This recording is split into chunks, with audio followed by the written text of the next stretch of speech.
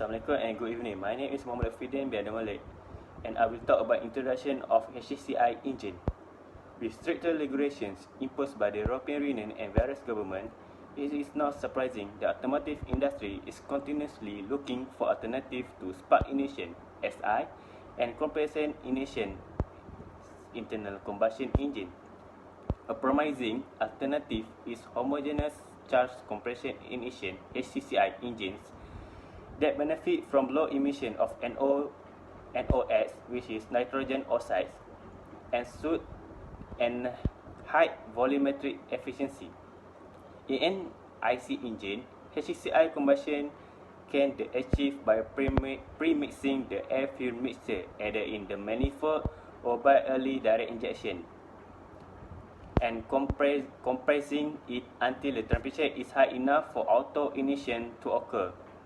However, HCCI engines have a limited operating range where at high loads and speeds, the rate of heat release and pressure rise increase, leading to knocking, and at low loads, misfire may occur. Thus, a global investigation is being undertaken to examine the previous parameters that affect HCCI combustion. Based on Article 1, we studied that the HCCI engine combustion mode is different from spark ignition and diesel engine.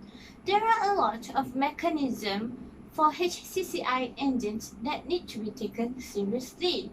For methanol, mechanism by UTeM is being used with equivalent ratio of 0.5 and pressure of 20 and 50 ATM.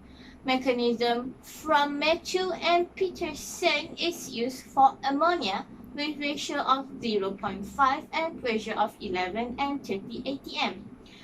Lastly, for methane and hydrogen use mechanism from Metcalfe et al.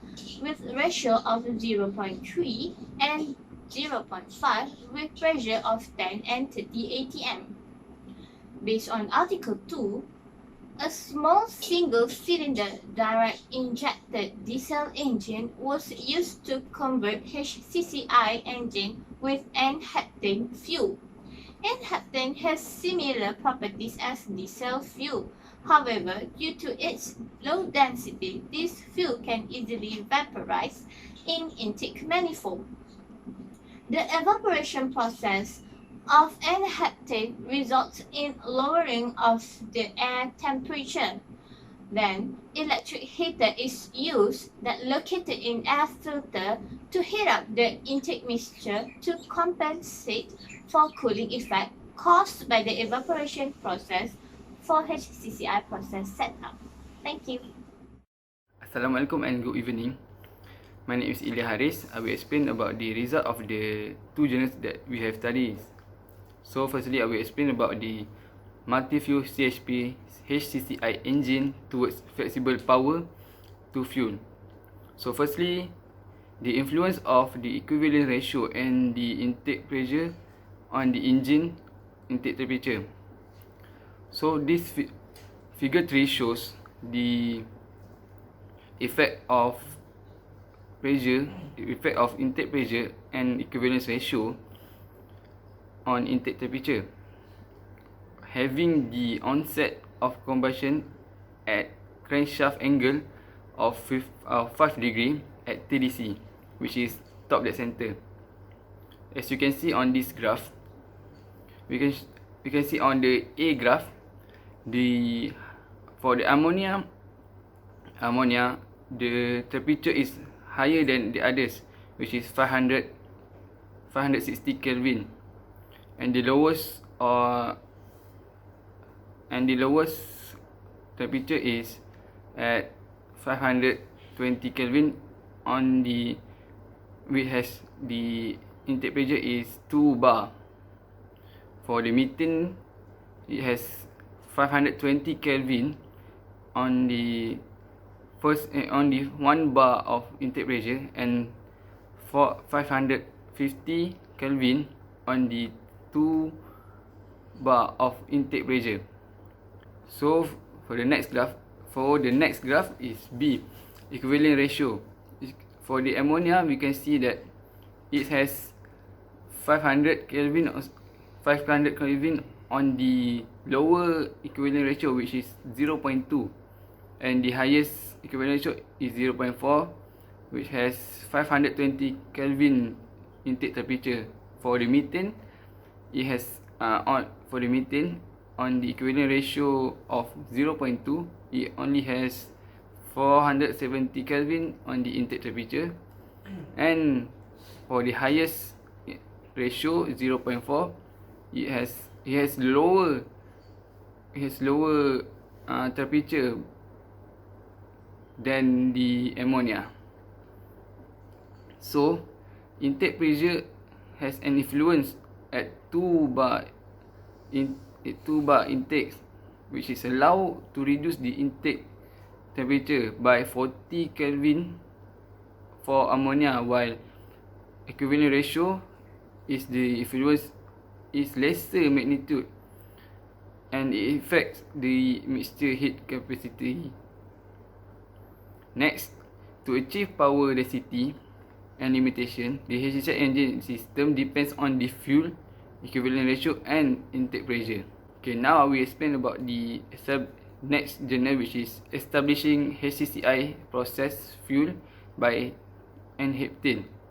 In this result, HCCI engine fueled by N-heptane, which allow rate of heat release reach peak value before TDC.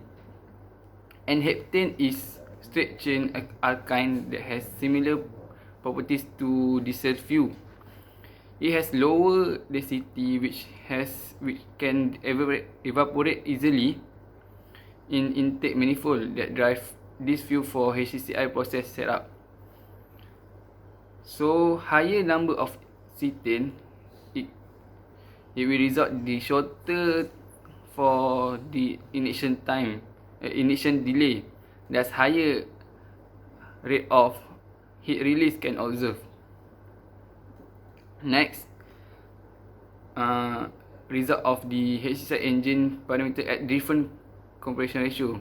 For this result, the compression ratio was reduced from 20:1 to 18.87 to 1 by replacing the thickness of cylinder gasket. The result was recorded at 2000 RPM. As the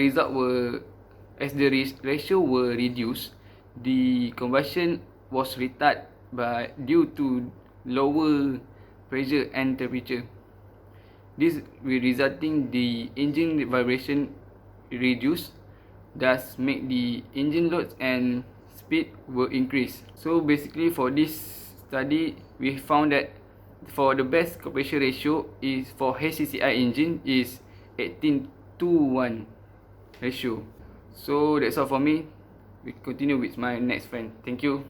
Hi, good evening. My name is Covington. So I will be discussing about discussion. So as I review the two journals, I noticed that they obtain a proper combustion for the HCCI engine. Ammonia and methane require intake temperature which is higher than 500 Kelvin. So such temperature are not easy to provide, and they reduce the density by the intake mixture, hence the quality of the fuel admit. Eventually, even though the intake temperature needed is reduced by pushing the operation condition as far as a classical engine can bear, a lot of energy still must be provided to the intake mixture. To be feasible as well as autonomous and efficient, our system will need to provide the necessary intake conditions such as temperature, pressure by itself. So as a conclusion, the power density achievable by the system depends strongly on the fuel, the equivalence ratio, and the intake pressure. Thank you. Hi, good morning. My name is Muhammad Hafifi bin Cik Kamudin.